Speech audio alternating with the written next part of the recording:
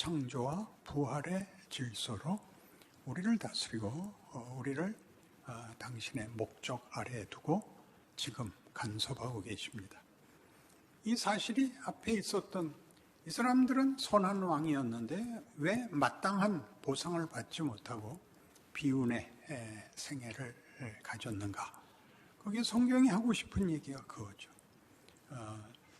기독교 신앙이란 이 종교라는 이름으로 도덕법이 더 격상된, 더 헌신적이고 더 희생적이고 더 진실하고 더 지극한 도덕법의 최상위로 가는 것이 기독교 신앙 아니다.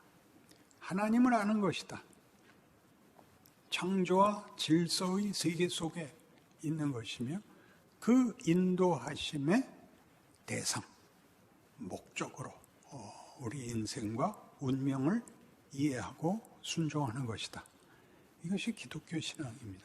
그러니까 우리 선한 왕들이 도덕을 지킴으로써 그 하나님의 목적에 부합한 것이 아니라 그걸 넘어서야 된다는 것을 지적했다면 오늘 여로보암의 그 보상, 본인은 하나님을 섬기는 정치가가 권력과 정치가 아니었는데도 하나님이 그를 은혜 가운데 두신 것은 하나님의 통치에 순종하는 자는 상 주시고 반대하는 자는 벌하는 그런 단순한 분이 아니고 은혜와 사랑으로 우리를 모두 하나님의 자녀다운 대로 인도하시려는, 그래서 꾸짖기도 하시고 위로하기도 하시고 용서하기도 하신다는 사실을 보여줍니다.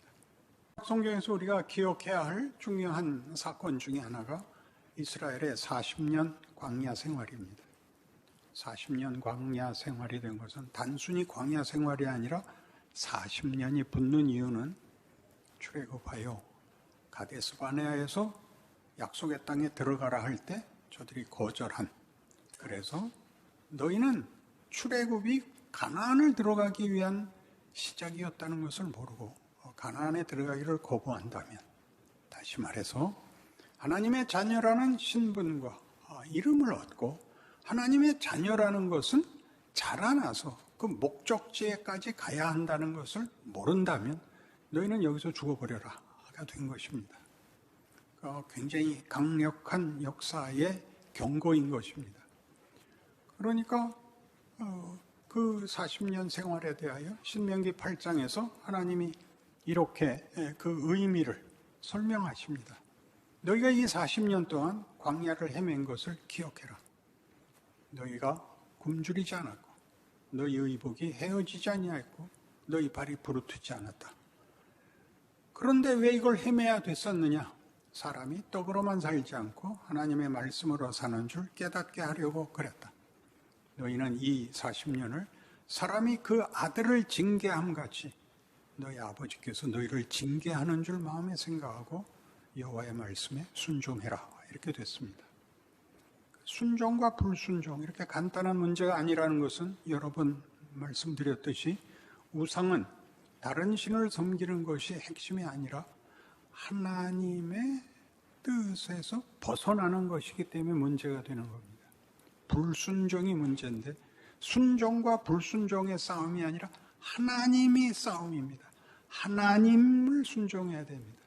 그러니까 하나님이 하자는 걸 해야 되는데 모두 기도를, 순종이라는 기도를 할 때마다 이렇게 주인공이 빠진 채 하나님 내 뜻대로 마시고 아버지 뜻대로 하옵소서. 그러니까 아버지가 그러니까 고생하는 이 길을 오란 말이다. 그러니까 그거 말고 제 뜻 다 버렸으니 행복과 평안을 주시옵소서 제발. 그런다는 거죠. 그러니까 순종과 불순종이 상대, 주인, 우리의 그 하나님을 뺀 순종과 불순종이 되어서, 순종은 자기 욕심을 버리는 것, 이기심을 버리는 것, 나를 다 버리고 하나님께 맡기는 것, 이렇게 허당이 되고 말았단 말이죠. 그럼 말이 안 되는 거죠. 하나님이 뭘 하자는 거냐? 그리고 그 일을 어떻게 이루시고자 하는 거냐? 광야길을 걷게 하셨다. 떡으로만 살지 않는다. 중요한 지적이죠. 생존을 위하여 하나님이 있지 않다. 인간의 가치와 인간의 정체성과 운명에 대하여 천당 가느냐 지옥 가느냐 그게 운명이 아닙니다. 그 아들을 십자가에 달아 매신 것으로 얻게 하신 구원. 하나님이 우리를 그의 영광으로 부르고 있다는 사실을 우리에게 항상 되풀이 하시는 것이